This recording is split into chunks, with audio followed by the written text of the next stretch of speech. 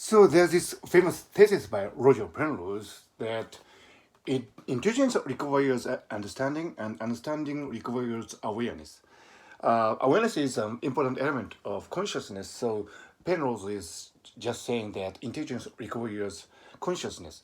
Now, many researchers in artificial intelligence today forego the question of consciousness or artificial consciousness. So it seems that intelligence can be constructed without consciousness per se. And the idea of universal Turing machine is that it can compute any algorithm or function, so that if you take the view that intelligence is just an input-output relationship or a system's objective behavior, then it would appear that you can construct intelligence with a consciousness, because you can build any machine with any specified functionality without referring directly to consciousness, because the idea, the model, the concept of Turing machine does not require consciousness. Consciousness is mysterious and consciousness is so uncertain. So it is really bad news if, in order to construct intelligence, we need to question the very foundation of consciousness. But if we can just ignore consciousness, that would be great, because we can just do the usual business of constructing a machine based on some algorithm and computational analysis and statistical learning, and that would be great. But however, based on our own experience, when we think, we are always conscious. Of course, we have unconscious thought processes as well, and we may be thinking, we may be sorting out memories while we are asleep, when we don't have consciousness. That's for sure. However, when we think in a coherent way, in a organized way, we are always conscious. So as far as human brains are concerned, when we think, when we are intelligent, we are always conscious.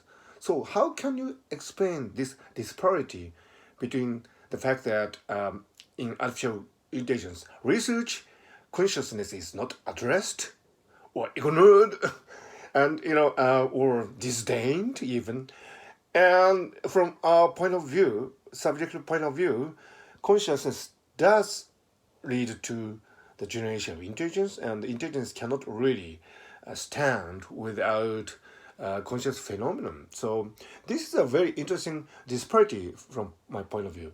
And I would suspect that in order to construct consciousness from, intelligence from subjective point of view, for example, when we understand a problem, we have this feeling of aha, and we have this joy and so on.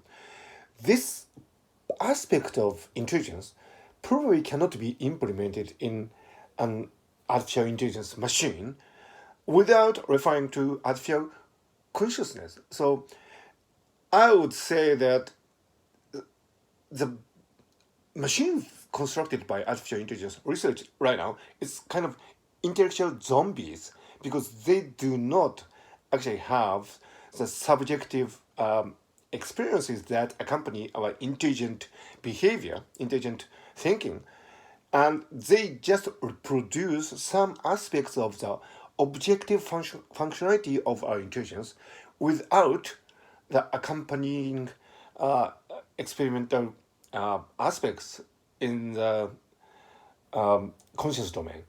So this is a really interesting situation. So far, there doesn't seem any manifest limits to what artificial intelligence can do. And it would appear from theoretical point of view too, that given the universality of Turing machines, we can construct any machines that behave in any specific way. However, the lack of consciousness experience would suggest that the trajectory of these machines are different from the trajectory of the human brains. Of course, you can always argue that consciousness would emerge if we make these artificial machines complex enough and the behavior become complex enough.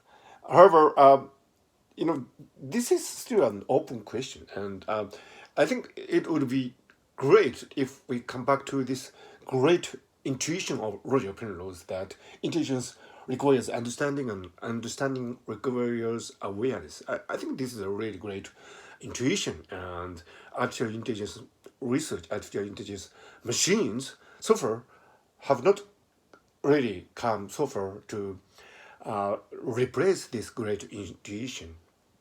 The great intuition is still valid.